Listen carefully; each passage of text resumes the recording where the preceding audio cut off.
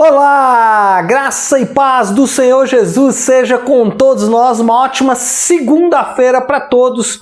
Hoje é dia 8 de março de 2021. Bom, nesse Dia Internacional da Mulher, nós vamos iniciar, e já quero avisar aqui a todos os nossos irmãos que sempre acompanham conosco os nossos devocionais, que nesta semana nós estaremos em um período de convocação de jejum.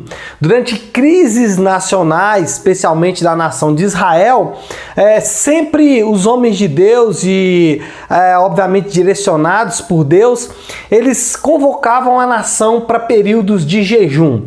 E nós acreditamos que estamos enfrentando crise não só nacional, mas uma crise global, especialmente pelo coronavírus, mas no nosso país de forma especial estamos passando por um momento muito difícil.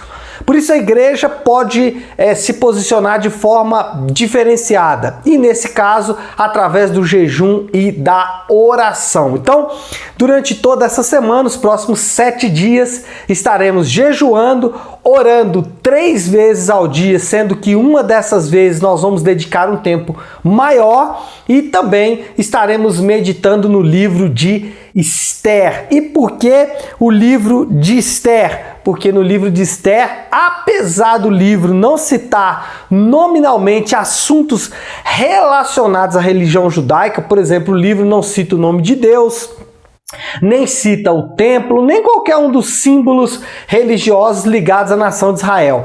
Ainda assim, o livro de Esther é o relato do grande livramento de Deus. E eu acredito que estamos precisando de um grande livramento de Deus, assim como o povo de Israel, a nação de Deus, precisava ali naquele momento também. E o tema do nosso devocional de hoje é as rainhas. Por quê?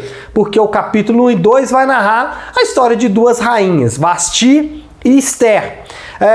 E aí nada melhor do que falar dessas 2 rainhas no Dia Internacional da Mulher. E Esther certamente é a figura da mulher de Deus. A Esther é a figura da mulher que Deus escolhe e capacita, é a figura da mulher que foi o personagem por trás do livramento do povo de Deus. Assim como Deus usou José em um tempo, Davi em um tempo, Elias em um tempo, aqui ele está usando Esther para mostrar que ele não faz acepção de pessoas e nem de gênero. Ele escolhe homens e ele escolhe também mulheres. Bom, para fazer aqui um panorama, um pano de fundo, da história dessas 2 rainhas, ali no capítulo 1 e 2 de Esther, e eu indico você que lê com calma esses capítulos.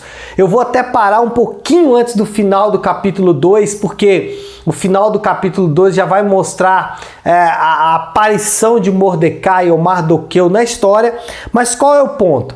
Para trazer aí um pano de fundo, nós temos ali na cidade de Suzã. Suzã era a capital do império naquele momento, os acontecimentos que ameaçariam o plano de Deus ou os planos de Deus, especialmente o plano redentivo de Deus. Na verdade, esse capítulo 1 e 2 de Esther, eu já vi até algumas pessoas de forma errada, usando esse capítulo para mostrar 2 tipos de igreja, Esther e Vasti, mas a história não se passa nesse contexto. A história o contexto é a perseguição que vai desencadear-se anos depois sobre a nação de Israel.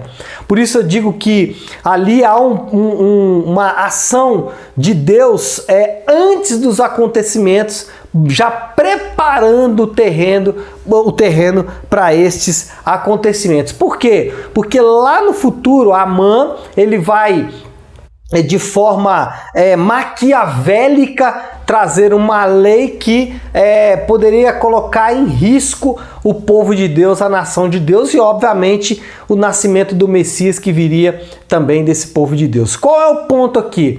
Nós temos uma cidade idólatra, um povo pagão, e nós temos ali Deus já intervindo nessa história, intervindo nesta nação, intervindo nos acontecimentos que estavam se desenvolvendo desenrolando ali nessa nação. Deus, ele está à frente no decurso da história. Bom, quando lemos ali todo o acontecimento do capítulo 1 e 2 de Esther, Vasti se recusando a comparecer diante do rei, o rei estabelecendo ali uma lei que aparentemente protegia os lares, e depois o levantar, a eleição de Esther como rainha. Todos esses episódios, eles vão nos mostrar algumas coisas. Primeiro, esses episódios nos mostram a maldade humana. Quando lemos esses acontecimentos, quando lemos esse episódio, nós vamos perceber algumas marcas do pecado na vida do homem, como por exemplo, bebedeiras. Tudo aconteceu porque houve uma grande bebedeira, uma festa regada a muito vinho, e sempre que há bebedeiras na Bíblia, sempre nós vamos ter problemas. Além disso, além esse uso indiscriminado da bebida, e aí nós poderemos citar aqui outros exemplos como comida, como drogas, enfim, todo uso indiscriminado vai causar problemas. Em segundo lugar, o que a gente vai ver ali? Demonstrações de poder. Por um lado, o rei Xerxes querendo mostrar o seu poder, do outro lado, a rainha querendo mostrar o seu poder, depois os conselheiros do rei querendo demonstrar o seu poder, dando poder aos homens, poder esse que os homens não necessitavam ter, ou seja, muita demonstração de poder desnecessária.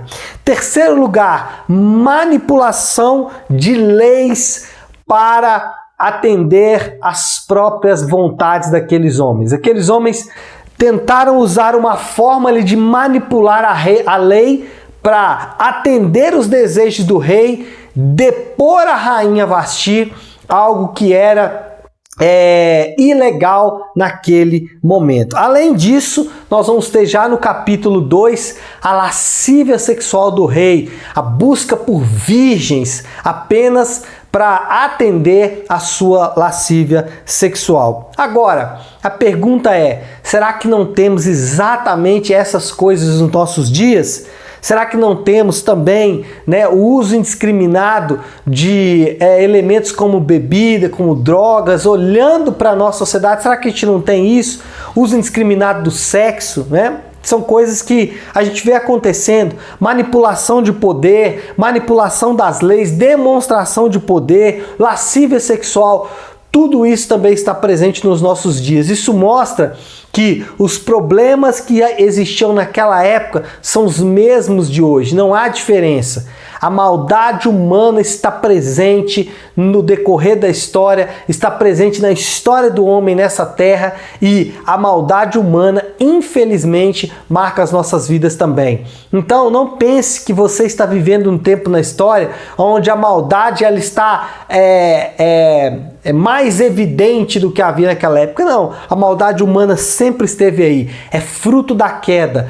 Essa maldade, ela vai nos mostrar o quanto estamos afastados de Deus. Então, quando a gente vê homens que deveriam zelar pela lei, homens que deveriam não demonstrar poder, mas demonstrar serviço, servidão, e nós nos impressionamos com isso, não impressione. É apenas o homem sendo homem. E Deus já mostrava esse homem desde o decurso, antes na história, desde sempre na história. No decurso da história, Deus sempre mostrou esse homem sendo homem. Então, não se assuste com a maldade humana, nem a dos homens, nem a sua própria. Essa maldade só mostra a necessidade da intervenção de Deus.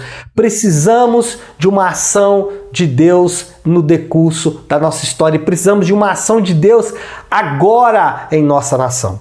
Segunda observação, Deus tem os seus escolhidos para a continuidade dos propósitos dele na terra. Deus não perdeu o controle das coisas. E Deus ele levanta um remanescente. Sempre foi assim. José, Davi, Elias, Daniel, até que chegou então no personagem principal, Jesus. Jesus é o escolhido de Deus para trazer esperança para a terra.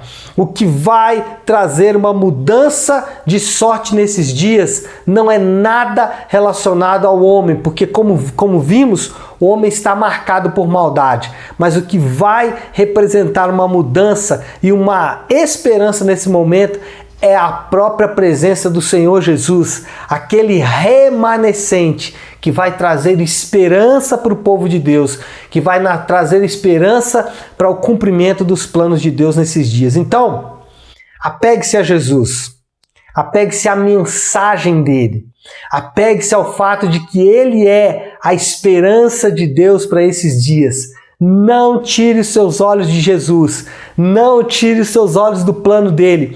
Olha o que teve que acontecer para que Jesus se levantasse. Então não tenha medo, o Senhor está conduzindo os seus planos e ele tem um remanescente, ele tem um escolhido.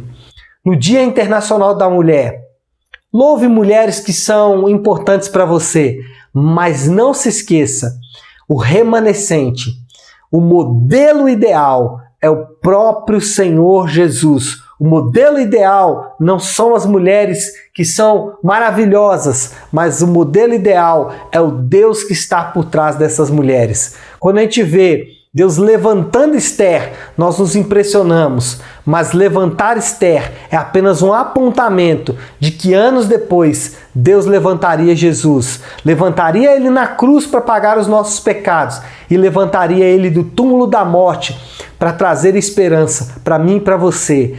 A nossa esperança não está nos homens, a nossa esperança está naquele que ressuscitou dos mortos. Então, apegue-se a essa esperança nessa manhã.